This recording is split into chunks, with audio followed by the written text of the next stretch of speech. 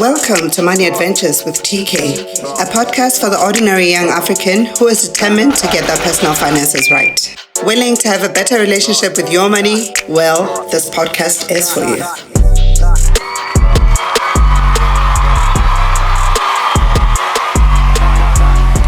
Welcome to another episode of Money Adventures. I have in studio today somebody that I've been trying to get in that TK Money Escapes. Wait, what am I saying? Mixing up all my different channels. I've been trying to get this guy in studio for the longest time. And for the audience, this is now the fourth take of the recording with this guy. So in studio today, I have somebody who's really passionate about edutech, but I won't mention his name because I believe in people introducing themselves because they do a far better job than I would do. Hello, sir, and welcome to Money Adventures. Hey, TK. Thank you for the first time. Fourth time it have been. My goodness. Who are you? And tell the listeners who you are. And before we get into that, what you do and what you're about. All right. I am Sechaba Keketi. I am an educational technology professional with an interest somewhere lingering in digital marketing, but also in herb farming. All right. Yeah. So before we get into the money conversation, because this is not just about money, is everything, you know. Yeah. Herb farming, edutech. How did you get into that, and why did you get into that? Well, edutech. At one point, I tried studying Chinese. As in Mandarin. Yeah, but I can't speak it to save my life. Ni hao ma. That's as far but I mean, as I can go. One professor, the late Professor Ramon Lo, once said to me, "There's no course that you will do in life that's useless. It's a matter of how or when you will apply some of the things that you learn there." So I actually learned educational technology while studying Chinese. Oh my goodness. And then I took this interest with me. Talking about learning, you are an advocate of lifelong learning. Definitely. So maybe let's unpack about that. You know, yeah. There's always a financial implication in developing yourself. Yes. Do you believe that education is an investment? Or do you believe, and this is a concept I learned with a friend of mine from Kenya, Sheila, currently based in Dubai, but she asked me actually on her YouTube channel or YouTube platform to say that, do I believe that education is an investment or is it consumption? So I want to ask you the same question this afternoon. Given what I just shared, what the late Professor Ramon said to me, I definitely believe that it's an investment. And let's not think that it's an investment only when you are paying for your course. Even those free online courses, they're an investment. You might not have paid in terms of money, but you have paid with your time, and time is money. We always say time is money. Exactly. Time is money. And I feel like that's a currency that a lot of us undermine. Yes, exactly. Yeah. So now that you are investing your time and money, you're also very big on podcasting. Yes. You know, the reason I actually got up and got this platform up and running simply because of you and how you inspired me. Yeah. But with that comes a lot of investment. I'm learning as I go along that, my goodness, content creation is a lot of money and it requires a lot of investment. So maybe let's unpack, how did you start your journey as a content creator, because you are, and then secondly, the investment from the equipment side of things. Yes. So I think for me, I have always known that I need to invest in podcasting, but I made a very big mistake. I wanted to have all the equipment before I got started. Ooh. Which is where you actually did a good thing by getting started without even having your own equipment. My goodness. when I looked at the cost of those things, I was like, that's crazy. This is crazy. This is ridiculous. But I also think it goes with the quality of podcasts that you listen to. So I listen to high quality podcasts, and I felt that I cannot get started without having all these things. But I forgot one thing. I could actually save money and then hire a studio, a sound engineer to do it for me. Ooh. I didn't have to do it everything. And if my sound engineer is anything to go by, I mean, the one thing that you mentioned is starting. Yes. A lot of us actually don't start a lot of things because we are seeking or looking for that perfection. Yes. So what would you say was your defining moment? You have made that mistake, and now here you are saying that I've got all this equipment, but Yeah. I've never actually used it, let alone monetize it. My turning point was when Tukiso TK Ntebe borrowed my equipment to get started with his podcast.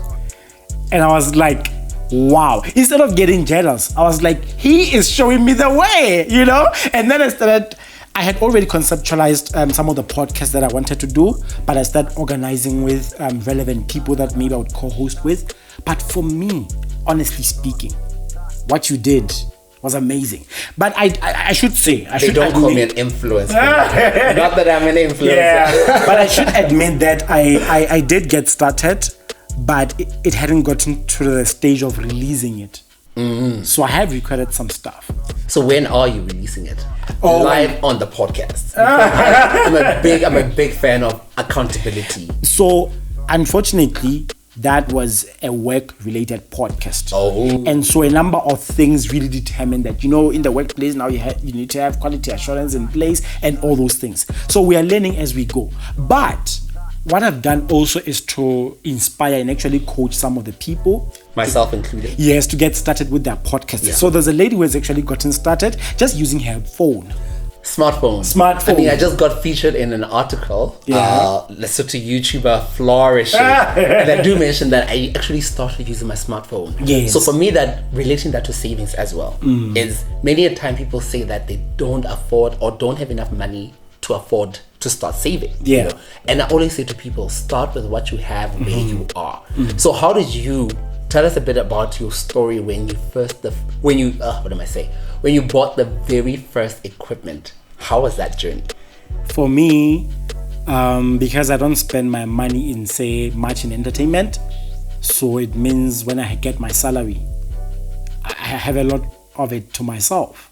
So I just thought, I'm going to spoil myself and get this H5 Zoom recorder and just 4,000 cash and just buy it. Hold on, cash. Yes. Yeah. So in behavioral finance, we always talk about the loss aversion. Yeah. When you pay for something cash, it almost hits you instantly. That Yes. I'm parting ways for 4,000 Yeah. as compared to when you swipe. Yes. Because when you swipe, you don't really feel the effect Yeah. of. Yes. So how did that feel for you?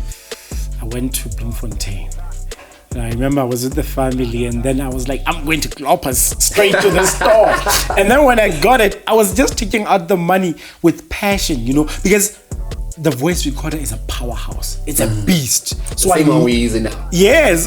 So I knew that I was not just buying something just for the sake of buying it. I'm buying something that I can monetize, something that I can create content with. The beauty about it is that you can go anywhere with it. So I just looked at the possibilities. I want to do a podcast with Head Boys also. So it's going to work wonders. You mentioned something very, very important. Monetize. And 2021 for me is really about monetizing. Yeah. So you got all this equipment. Yes. Fortunate to be using some of it, Yes. to do this podcast. This Yes. very podcast is how are you monetizing? Yo, that's a slow one for me actually. But when you have a team that you work with, that shows you that, listen, we did not buy this equipment just to have it around. We must also monetize it such that we can get back the money we used and even make more money.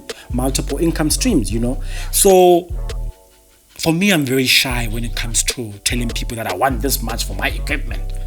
But you've been quite influential to say you are monetizing this, right? Is it monetizing or Monetize. Yeah. Monetize. Money. Yeah, but the team that I work with is amazing. So soon, I'm going to be learning how to monetize it. They do say teamwork is, what do they say? Dreamwork is teamwork. Something I'm learning. So I want to go back to your childhood. Yes. What lesson did you learn? Money lesson specifically, did you learn from your parents? Money lesson that I still use even till today. When my father gave me 50 rand note and said, listen, go to the garage, change this into 2 rand notes. You're going to use this until the end of the month. It's your transport money. You know what that has done for me?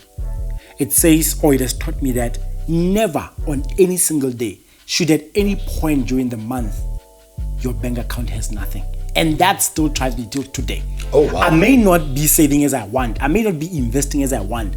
But one thing I'll tell you, there will always be money in my account. So when the January financial hangover just went... Yes. For me, honestly, because that lesson that my father taught me has always remained with me. I think my father taught me this, and then my mother made it continue. My mother inculcated this in me going forward, because now I spend most time with my mother. Yes, so my father taught me this, but my mother now made sure that, it went forward, even without knowing that he said that. I don't even think she knows. My goodness. So talking about that, Yeah. Let's talk about money and relationships. Different podcast altogether, but I want to get your views on money. And there's a random recording. So I have a construction site happening on site. So if you hear any random Yes. whatever not in the background, Building please a bear with us. studio. Building a studio, actually. That's what we're trying to build a studio. So my contractors are just out here, not getting us storage. Yeah, so let's talk about your money relationship. Money and relationship. Money in relationships. Talk about money openly. Very difficult to get started, but first find out what's your partner's relationship with money, because your partner's relationship with money is going to affect your relationship with them. So for me, fortunately, with my current partner, we did not even know that we are going to date. We just got started talking about almost everything, and we got to the money conversation. So when we got into the relationship, it was just a matter of reference in that conversation that we had. And I'm a big advocate of people going on money dates. Yes. So do you guys have like money dates? TK, these are concepts that we just learned recently. So we should go where now we're going to budget, decide on our favorite money app, our favorite financial coach. Talking about financial coach, Yeah. how do you actually choose a financial coach? What do you look for? This noise is really annoying, but my financial anyway. coach made it easy for me to choose them because they put themselves out there. And so for me, it was like, this guy has invested so much money in terms of their education in this. And outreach, I see them on radio, I read their articles, and I'm like, nah, this person is legit. And we actually had a first Zoom session sometime. And the way the session was carried, I was like, oh, I'm into this. I'm into this. Because I went into it thinking that, this one is going to make me feel worthless. But in that, I just found someone who was just getting to know my relationship with money. And then from there, taking notes, a lot of notes. I still want to see what they were writing. But I want to say money is really an adventure. Yes. It really is an adventure. So anybody who makes you feel some type of way about your money really is a red flag as is. So as we get to close the interview with the construction site happening as well. Yes, guys, ladies and gents, we are trying to build a studio for the podcast. So apologies for that sound. But what's your 2021 looking like? TK, 2021 is very difficult. I think the lessons that I learned from my father and my mother in terms of money and making sure that I'm stable, they are more necessary now than ever. But most definitely monetize the skills and the equipment that I have. So I'm looking at multiple income streams. Of course, it's going to be difficult. But also, some of the things that we do to generate money are some of the therapeutic things for us. Absolutely. Content creation for me is therapeutic. Herbs farming is therapeutic for me. And I love how you actually following up on that, taking videos, taking pictures, taking us on a journey. Of the plants as they grow. Absolutely. So I think for me, I'm just measuring money, income streams, and my mental health. So I will not engage in anything that goes against my mental health. So bringing mental health into the question as a closing remark, and the process of herb farming and relating that to money, it takes a while for plants to grow. So how do you use those lessons as a herb farmer, if that's what you call yourself, and your relationship with money going into 2021 and beyond? Also bearing in mind that you are funding your own postgraduate and studies, whatever, yeah. So for me, one of the things that I try to do is to minimize my costs as much as possible by actually using organic fertilizers and the likes. So such things, what they do for me is they make me feel good about what I'm doing and seeing them grow without using so much money in terms of commercial or artificial fertilizers. Thank you so very much. This was Chaba Kekezi on, I pronounced the surname correctly. I had to practice how to pronounce that. Thank you so much for coming to Money Adventures, and we wish you only the best on your journey to monetizing and pursuing your postgraduate studies in 2021 while taking care of your mental health. Yes. Thank you so much. We will see you in the next episode. Thank you, TK. Cheers, guys.